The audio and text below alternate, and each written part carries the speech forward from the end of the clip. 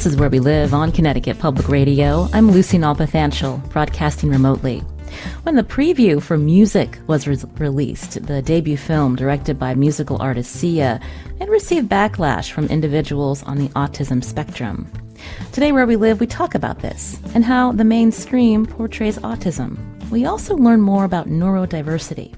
We'll hear from adults who are autistic, including journalist Sarah Luderman, who writes about disability policy and politics. That conversation coming up. First, as more schools resume in-person classes, how are they addressing the educational needs of students with disabilities? Many who haven't received the services they're fully entitled to in the last year. Joining me now on Zoom is Connecticut child advocate Sarah Eagan. You can join our conversation. Find us on Facebook and Twitter at Where We Live. Sarah, welcome back to the show. Thank you, Lucy. Happy to be here.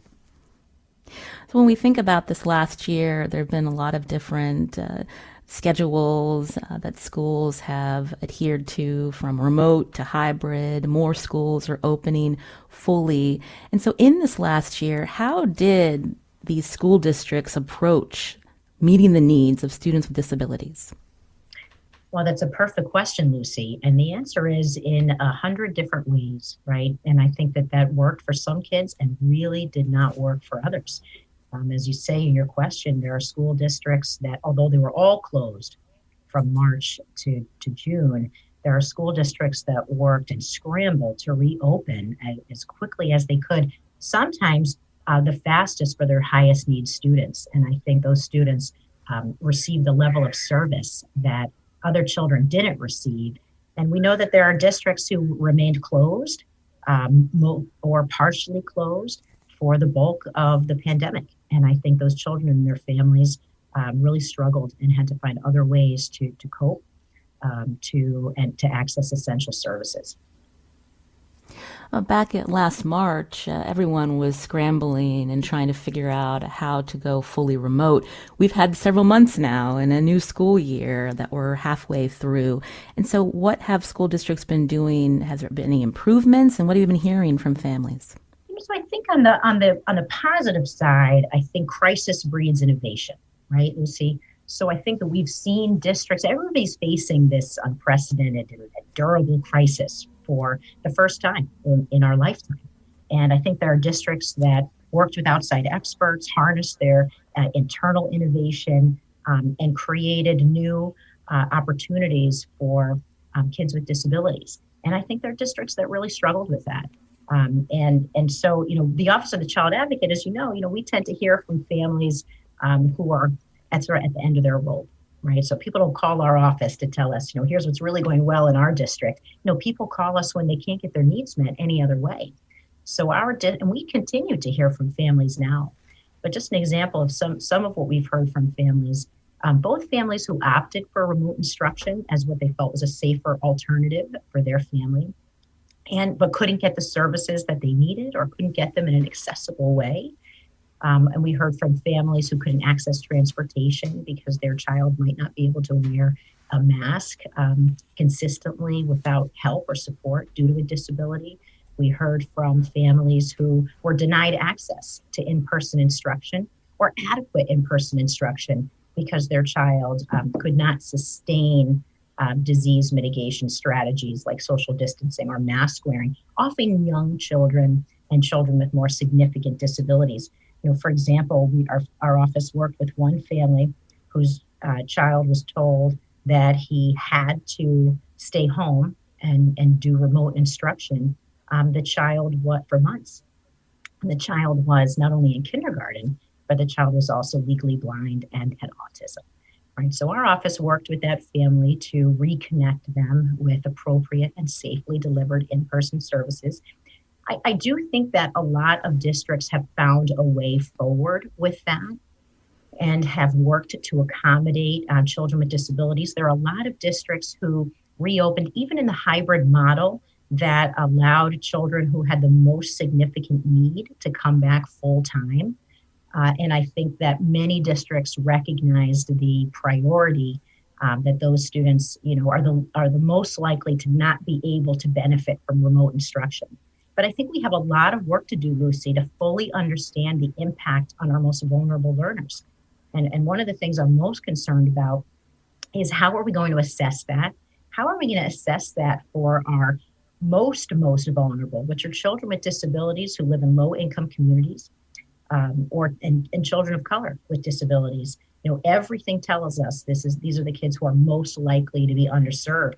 And data that the OCA requested from the State Department of Education on chronic absenteeism for children with disabilities by disability classification, Lucy, which we received about 2 months ago, told us that in this school year, since some districts were even reopening a bit, excuse me, children with developmental disabilities were among the most likely students to be chronically absent from school, with rates of absenteeism from 1/3 to almost 50%.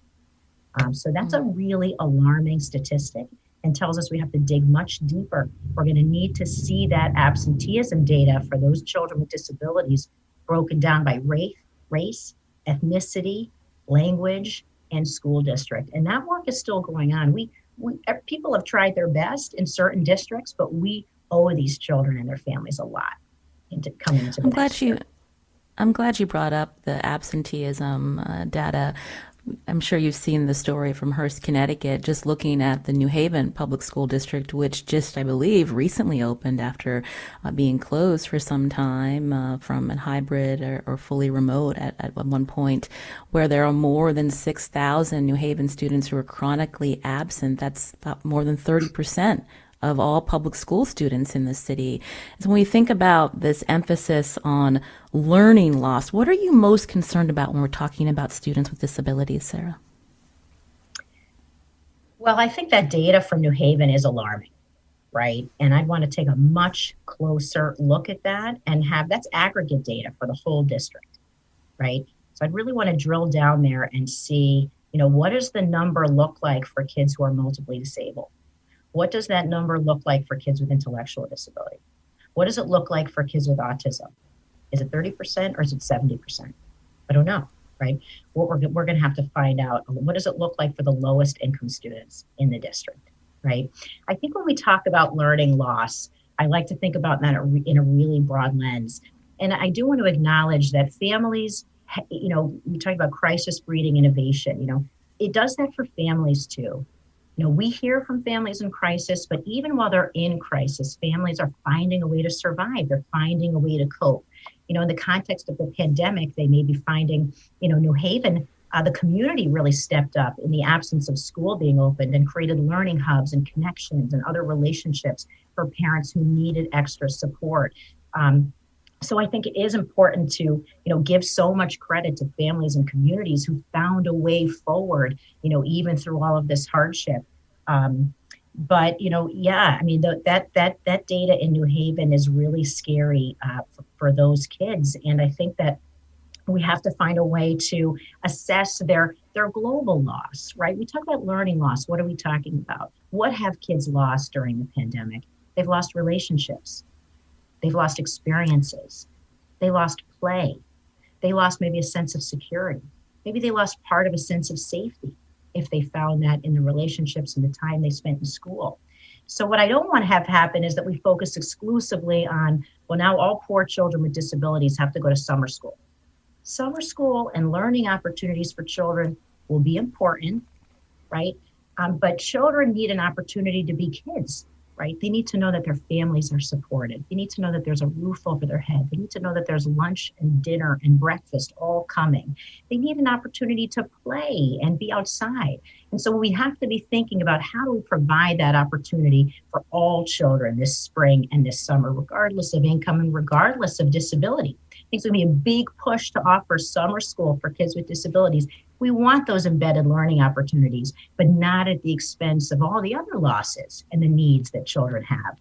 A child with autism who needs to make up ground with their educational services, needs to benefit from all the other things that children without disabilities we hope will benefit from this summer as well. So I think I don't like to think just about learning loss, Lucy. I like to think about sort of opportunity loss and developmental loss, and how do we make that up to our children with increased opportunity this summer.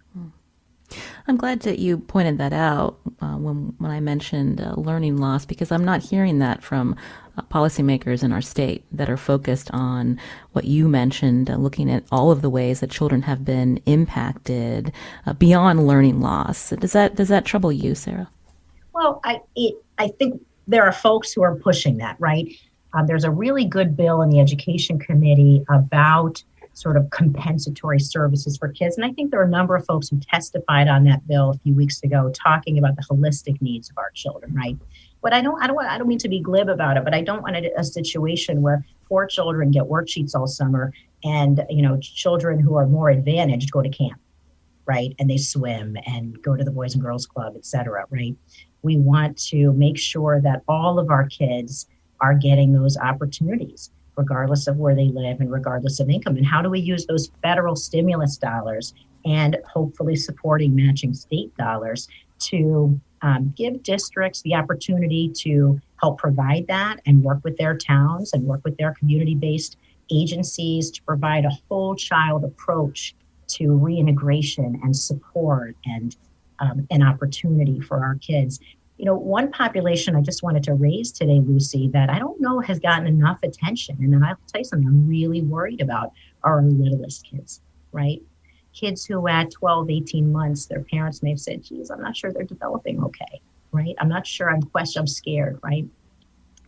Normally, those children might be evaluated by birth to 3 and receive a certain level of service if they qualify, sometimes very intensive services. Well, think about all that happening in the context of a global pandemic, right? Where most services across the board are delivered remotely, including for our littlest ones, our infants and our toddlers. And then think about how more than a year has gone by, and those children and their families may now be transitioning to public school for the first time, also in the context of a pandemic, and maybe not having received the intensive level of support and service and case management and education and hope and information that they might normally have received, or the level that they would have received it without a global pandemic, right? And we have well-documented terrible inequities in this state and how we deliver early childhood education and special education, again, depending on where a child lives and how high or low income their community is. So I want to take a big red pen and draw a big circle around our 2, 3, and 4-year-olds and say to state policymakers, what are we going to do to support these children and families in the most important developmental window of their life to make sure they get on the right trajectory going forward?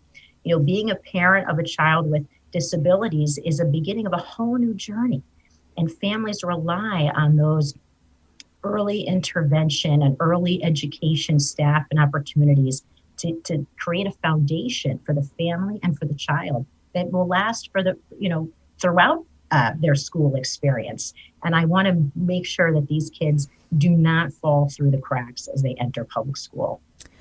You're hearing Sarah Eagan, who's Connecticut's child advocate, as we talk more about all of this attention on schools fully reopening, but how are the needs of children with disabilities and their families being met by these school districts?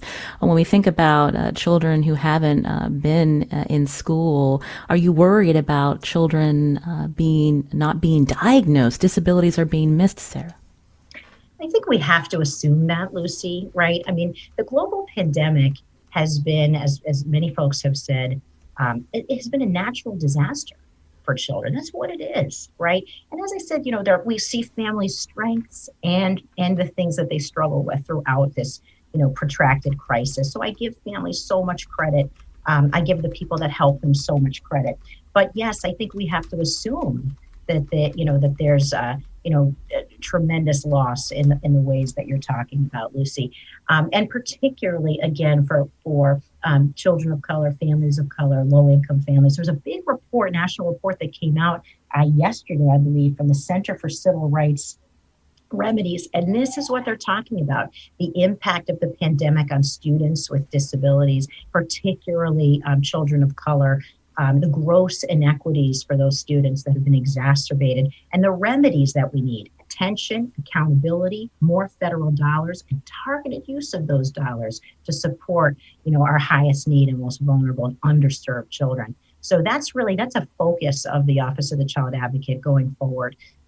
Even acknowledging, the strengths and innovation that various school districts and community providers have brought to these families. We have to honor our commitment to equity and opportunity for all children. You brought up federal stimulus dollars. How much has been allocated to communities to help children with disabilities? Sarah, what do we know? Well, we know there's a lot of money coming into the state, which creates enormous opportunity, but hundreds of millions of dollars in some of our districts. Now, it comes with a sort of spend it or lose it within X period of time. That's going to create tremendous challenge. The federal government has issued priorities, compensatory recovery education, vulnerable populations. So while IDEA, which is the federal law governing special education for kids with disabilities, has never, ever been adequately funded, not even close, by our federal government, there is an opportunity now to think about how to use the federal dollars to strategically support kids with the most level of need, trauma, other mental health treatment needs, more profound disabilities. In part, I would strongly suggest through using federal dollars and hopefully some matching state dollars to support public-private partnerships in our school districts. School districts can't do everything on their own, right? There are community partners and helper agencies throughout communities that we want to help and strengthen those partnerships with the school systems to provide everything from case management, mental health support, special education expertise, pro-social opportunities, connections to mental health care, et cetera. And then we could use the federal dollars to support those connections and then use the time, the next year to create blueprints for districts about how to sustain those partnerships once the stimulus dollars ends, partly by using state and federal healthcare dollars. So I think there is an opportunity here to think about how we serve children in a more efficient and more innovative way. We know there's certainly a ton of need, Lucy. There's so much need out there. I think it's critical that the governor's cabinet keep or have a specific strategy for identifying and supporting the most vulnerable people in our communities, including children with disabilities, and making sure that the governor's cabinet has strong relationships with community agencies and entities and advocacy organizations that serve and support vulnerable populations and that include people with lived experience. And I think that kind of engagement from the governor's office with those organizations will only make the state's approach to our recovery stronger. You're hearing Sarah Eagan again, child advocate for the state of Connecticut. Sarah, thank you for coming on. Well, we'd love to have you back. I know there's a lot of important issues related to children and their families that we haven't even discussed, so we'd love to have you back soon. Lucy, thanks so much for having me. I'll be excited to listen to the rest of the program. Take care. This is Where We Live on Connecticut Public Radio. I'm Lucy Nalpathanchel. Coming up, we shift gears and we talk to two adults who are autistic about how the mainstream portrays people on the spectrum. Are you part of the autistic community in Connecticut? You can join us too. Find us on Facebook and Twitter at Where We Live. This is Where We Live on Connecticut Public Radio. I'm Lucy Nalpathanchel. What do you know about autism and individuals on the spectrum? If the answer is not much, then people who are autistic would probably not recommend a recent movie called Music. It's a film directed and co-written by Australian singer Sia. The movie has received a Golden Globe nomination, but it has also received backlash from the autistic community. Before we get into the controversy, we wanted to talk about autism with people who are autistic. Joining us now on Zoom, Sarah Luderman, a freelance journalist covering disability policy, politics, and culture. Sarah, welcome to the show. Hey, thank you for having me. Also with us is Charlie Hancock. She's a student at Oxford University and news editor of Oxford's independent student newspaper. She wrote an essay about Sia's film. Charlie, welcome to the show. Thank you for having me on. Charlie, I'll start with you. When were you first diagnosed? I was diagnosed when I was 14 after a period of extended distress, I'll call it. And although many people think of autism as being a condition which is noticed first in early childhood, I was actually diagnosed quite early by the standards of a lot of autistic women who may never get diagnosed or will get a diagnosis during later adulthood. That's interesting. I know that happened with you, Sarah. You were diagnosed later? Yeah, I was diagnosed in my mid-20s.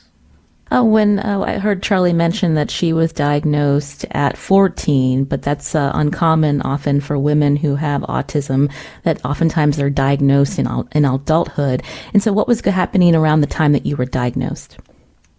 Well,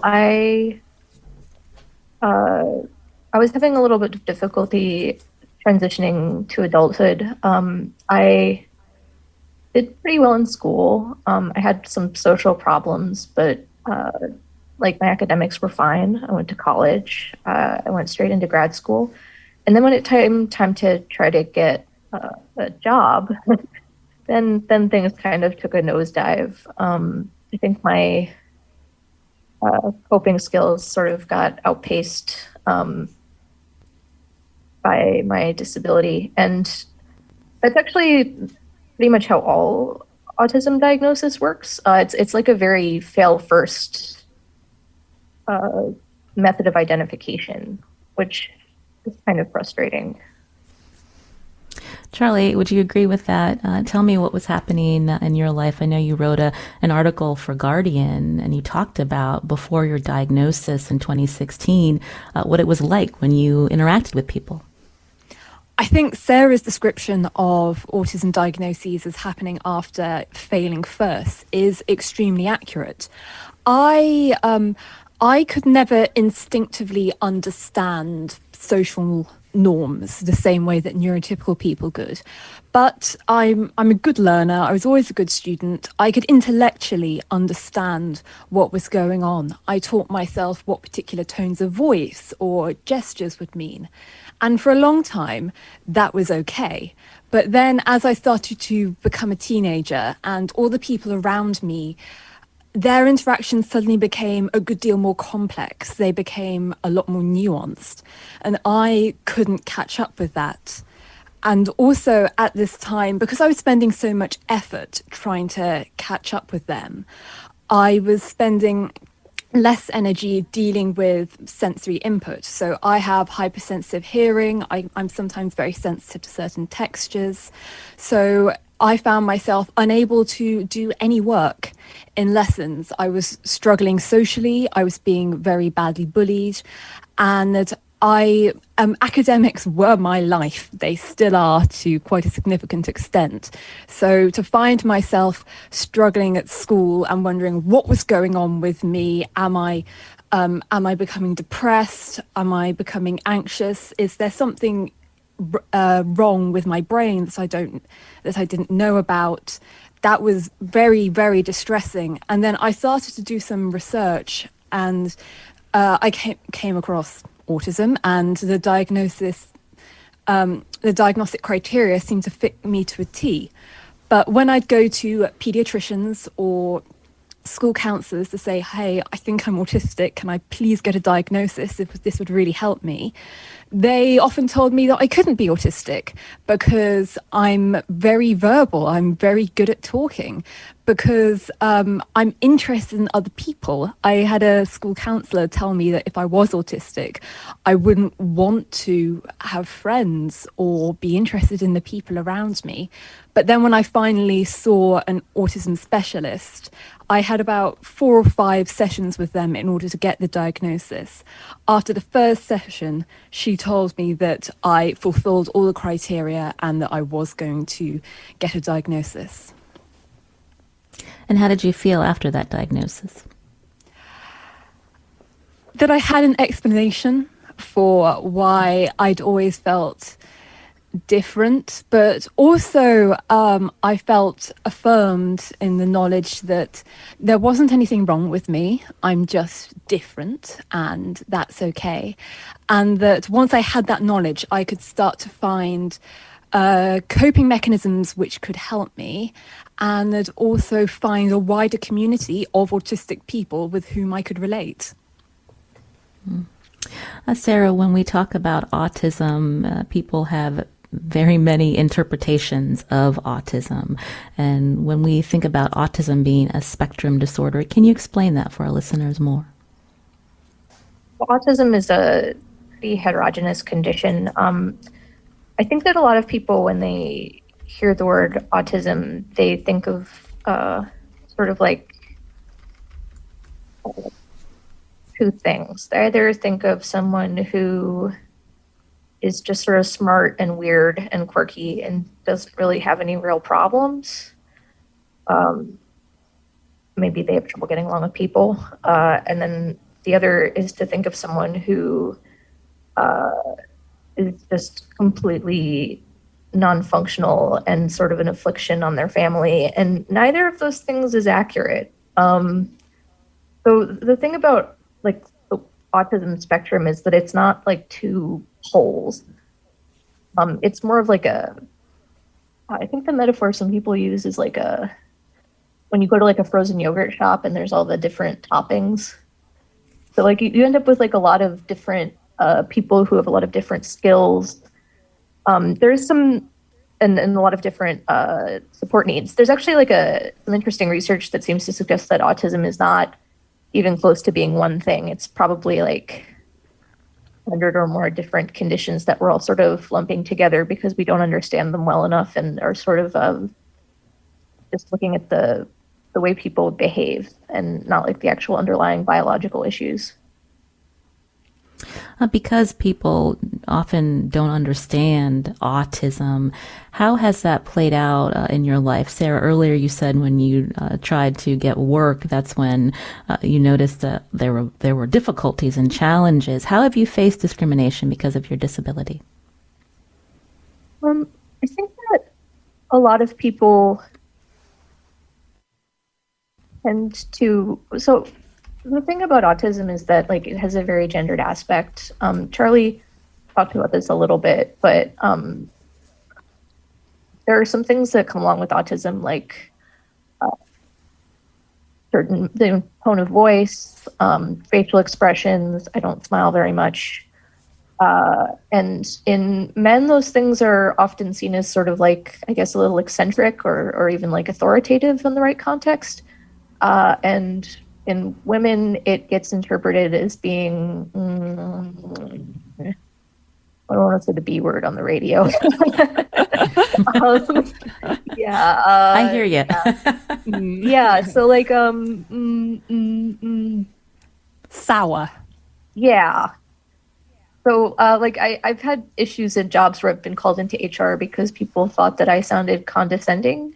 That's just Yes. That's just how my voice sounds. Or people thought I was being unfriendly, or like there's like this emotional labor that women are supposed to do on top of everything else, and that like autism intersects with that in a really interesting way.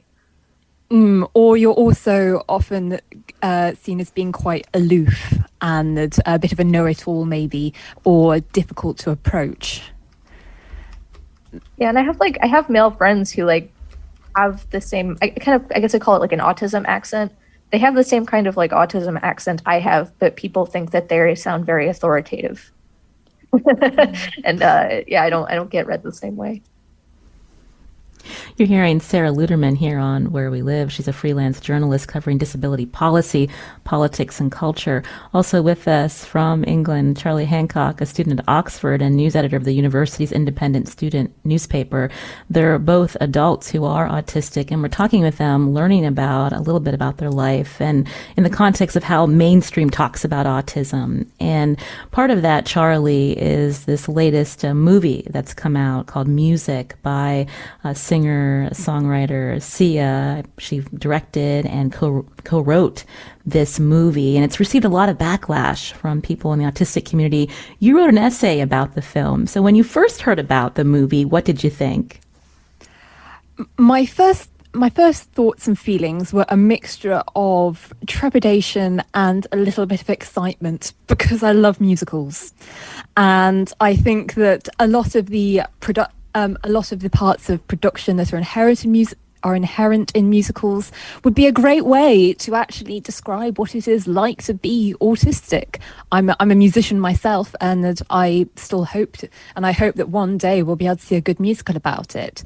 But then when I saw the trailer, I immediately recognized the signifiers of what is called inspiration porn within it, which is a dehumanizing portrayal of disadvantaged people. So this can be people who are disadvantaged due to their ethnicity or to their disability, where they don't exist as people, but they exist to inspire the white, neurotypical, usually heterosexual characters in the film, and by extension the audience, instead of actually teaching people what this minority group experiences and helping them to empathize with them. And then there were all sorts of other things that gave me pause for thought, such as the central portrayal of an autistic character looked disrespectful. I don't blame Maddie Ziegler for any of this, but I think the performance that Sia directed from her looks like how a lot of autistic people are made fun of by bullies. And then there was Sia's initial reluctance and refusal to take any accountability, and the way she started to abuse people in the autistic community who had felt hurt by this film. It was a very, very ugly episode. You mentioned Maddie Ziegler. This is the non-autistic actress who plays an autistic girl in the film.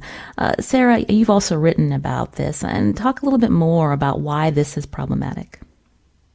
Yeah, so I wrote a review of music for Slate. And I've actually done quite a bit of writing about representations of autism in media. And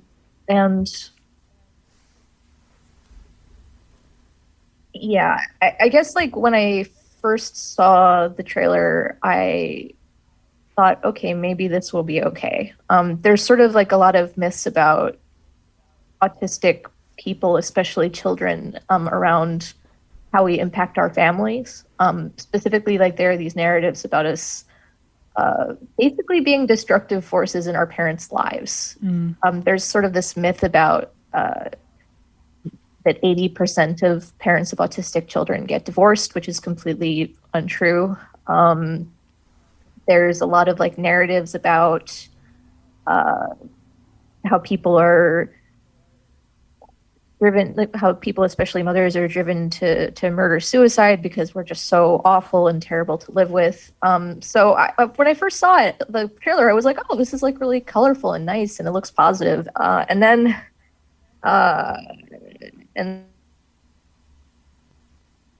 I started watching Sia talk about it, and she described it as Rain Man the musical, but with girls, which is how I would describe it if I was making fun of it. But she just seemed like completely sincerely seemed to think that this was a good thing. Rain Man came out in 1988, and it was either Siskel or Ebert, I forget which one, but they started their review of Rain Man with, is it possible to have a relationship with an autistic person? Is it possible to have a relationship with a cat? Like, so like, there's just this very like dehumanizing thing in Rain Man and in music where the autistic character isn't really a person, they're a plot device for the development of the neurotypical character, the sibling character's story arc. And it's just really frustrating because we're people and we have lives and ideas and feelings, and I had sort of hoped that we'd moved beyond Rain Man at this point. It was 32 years ago. it was a little shocking that Sia seems to have not picked up any of the progress that we've had since then. You could replace Charlie- music with an untrained puppy and it wouldn't change anything about this film. That's how little of a person with any of her own agency she actually is. Well, what do we know about the research that was done? How did Sia describe the way that she came about writing and directing this film, Charlie? From what I understand, and she said several conflicting things in several different outlets, she was inspired by an autistic person she knew. I've seen conflicting accounts about whether this person was a little boy or an older man, and that she wrote the part, music's part, to be like her friend, and specifically coached Maddie Ziegler to behave like her friend. But that in itself is inherently problematic, because she was writing an external view of what autism is, not an internal one. There's a lot of I think Roger Ebert described cinema as being a machine for empathy, and it certainly can be, but in a lot of media about disabled people, not just autistic people, empathy is confused with sympathy. We're supposed to go, oh, what a difficult life they have. Look at how difficult their caretakers' lives are. Oh, this poor thing. And then they leave the cinema and think, I'm glad my life isn't like that. That doesn't help us. That doesn't teach people how to understand the way that we see the world and how we experience it. It doesn't tell people how they can make our lives easier and what we actually go through. So music is another of these very external perspectives on what autism is, and it doesn't have any nuance whatsoever. There was another big issue in this film, and that was a character applying a prone restraint on, again, the character that was autistic. Sarah, again, in your piece for Slate, there was so much outcry about this. Prone restraints have killed people and disproportionately used on people of color. This part of the film has now been removed? No, it has not. Yeah, it's a little frustrating. So basically, there's this organization called Communication First that represents the interests of non-speaking autistic people who maybe type to communicate or who have limited functional speech. And so they previewed the movie after this scene got leaked, and there was some controversy about it. And in response, Sia claimed that she was going to take the scenes out, or maybe put a disclaimer at the beginning, or something.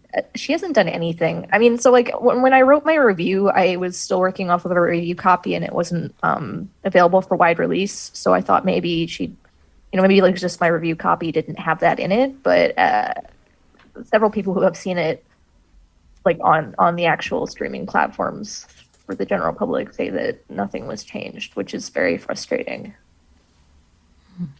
We spent a lot of time talking about all of the things that are wrong with this movie. Aaliyah tweeted at us and says, the Netflix series Atypical was eye-opening for me, a powerful family drama that gave me a glimpse of the struggles young people with autism and their families face. Sarah, is Atypical a better model out there for when we're talking about people with disabilities? Not even a little bit. I've actually written about Atypical too. Okay. Yeah, I wrote about Atypical back when I had a blog. That was the first season. I actually did recaps of every episode. And then I wrote a review of season 2 for the New York Times. Yeah, it's the main character in Atypical is a shambling pile of autism symptoms. He doesn't just have like one autistic trait, he has all of them, and he performs all of them for comedic timing. Like it's just, yeah, I think Atypical is just an embarrassingly bad show, and it really frustrates me that people think that it's a positive portrayal because, like, firstly, like, they didn't even have any, like, they don't have any autistic people in the series until the second season, really. There's, like, one actor who has sort of a bit part, and then you have a bunch of actors who have bit parts. So, like, we're not the people telling our own stories here. They didn't have any autistic writers for the first season. They brought in a consultant in the second season, but, like, he wasn't part of the writing staff. Yeah, and most frustrating of all, like, it really perpetuates a lot of the myths around autism, like that Sam's parents, that their marriage is falling apart. It's sort of blamed on Sam, and he's the main character, in ways that I thought were just really counterproductive. He's also, like, kind of a misogynist, and that's not a symptom of autism. That's, like, a problem. Like, I think that, like, a lot of portrayals of white men, especially in popular culture, sort of confuse social difficulties in autism with being a sexist jerk. And Well, those like are, the like, Big Bang Theory. yeah, like the Big Bang Theory, or like, shoot, what was that movie? Adam had Hugh Dancy in it. Yeah, it's just a really common trope, and it's really not true. Like, misogyny is misogyny. It's not part of the diagnostic criteria for autism. One other thing that hearing I Sarah Luderman. didn't like. Sorry. Charlie, I'm going to actually have to take a break, but this has been really interesting. I don't want to break here, but I have to. Charlie Hancock, you just heard, a student at Oxford, a news editor of the university's independent student newspaper. Also with us, Sarah Luderman, a freelance journalist covering disability policy, politics, and culture. We're going to take a quick break, and when we come back, we'll continue talking, including more attention on neurodiversity. We'll be right back. This is Where We Live on Connecticut Public Radio. I'm Lucy Nalpathanchel. Now, today we've been talking about autism and the way it's portrayed in the mainstream, including this new movie, Music, by a singer in her debut film, Sia. My guests are Sarah Luderman, a freelance journalist covering disability policy, politics, and culture, and Charlie Hancock, a student at Oxford studying human sciences, and she's news editor of the Oxford's independent student newspaper there. Charlie, obviously there's a lot of room for improvement with the way movies and series talk about people with autism. Obviously, having more autistic actors and actresses involved would help. But I'm wondering if you could talk a little bit more about what you want neurotypical or non-autistic individuals to understand about what is called neurodiversity. Neurodiversity is the concept that there are people with all kinds of different brains and thus different ways of seeing the world, and that they are as valuable as each other's. A lot of the times when there's discourse surrounding autistic people, autistic brains are seen as inferior in some ways, or in cases of autistic savants as being so superior in some ways that we might as well be a different species, which is actually very dehumanizing. The neurodiversity movement, one of the things that we're seeking is for people to understand that there's no such thing as a normal. There's no such thing as a right way of looking at or experiencing the world. We all have different brains and we all have a different way of experiencing the world. Some of us just have more different brains and ways of experiencing the world than others, and that we are different, but that we are not less than anybody else, and we are not so different that we can't be empathized with. Sarah, we just have about 3 minutes to go, but I wanted to hear your perspective on neurodiversity and how neurotypical individuals can learn more about this. I think on top of the conceptual issue that Charlie's talking about, I think that neurodiversity is also a branch of the disability rights movement. And I think that a lot of issues that we sort of think about around autism are less medical issues and more issues of civil rights. Things like access to society, access to employment, access to education. Those things aren't about fixing us, they're about fixing society to accommodate more kinds of people.